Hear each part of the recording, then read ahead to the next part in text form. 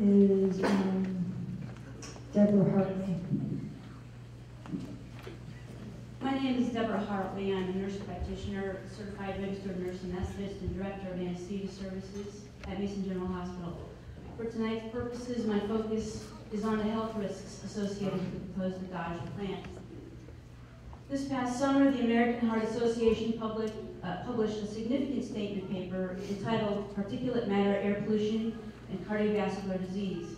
In it, they provided a comprehensive review with a strong new body of evidence linking particulate matter exposure with cardiovascular disease. The particulate matter of concern is that a size of 2.5 microns and smaller, in other words, the particulates that will escape Adage's filtering thresholds. Their statement paper involved an in-depth review of recent studies detailed in journals such as the Journal of the American Medical Association, the New England Journal of Medicine, Circulation, the Journal of Airways Management, Epidemiology, and Inhaled Toxicology, among many hundreds of others. This body of evidence has grown and been strengthened substantially since it was previously reviewed in 2004.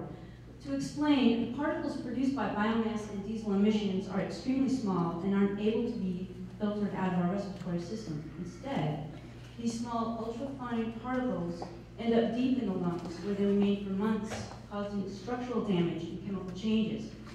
Eventually, the particles move through the lungs and penetrate the bloodstream. These events start a cascade of changes that adversely affect the rest of the body.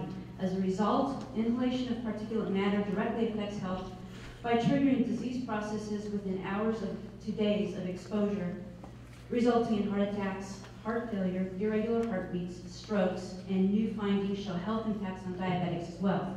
According to the American Heart Association, there is no safe level of particulate matter or PM 2.5 exposure.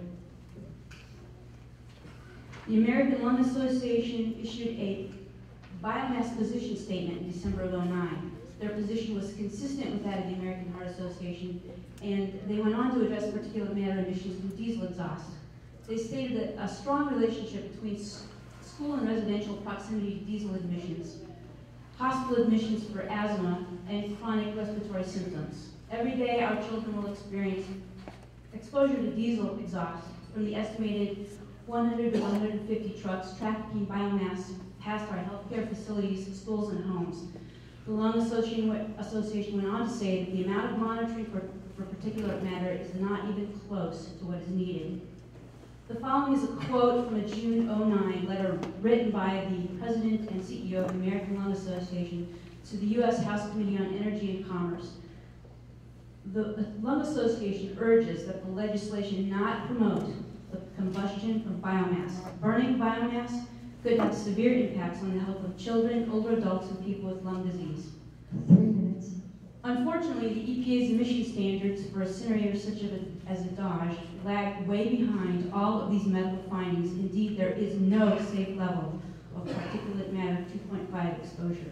This past August, the active staff physicians of Mason County carefully reviewed the current Adage proposals and evaluated the growing body of evidence, especially that of the last 3 years, and reached a clear consensus.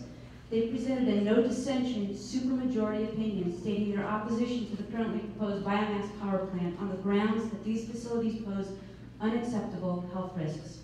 Their position statement and signatures were forwarded to the Mason-Thurston Medical Society and the Washington State Medical Society. Their statement is consistent with those recently made by the Massachusetts State Medical Society, the Florida State Medical Society, and the Oregon State Medical Society. I also have a list of signatures from professional nursing and allied health providers of Mason County stating their opposition based on these new and updated medical findings. By current measurements, Mason County, was that? You have a minute left to speak. Okay. Just want to say we rank 37 out of 39 counties already in poor health in this state, and I urge you to consider the impact of the air we breathe. Thank you.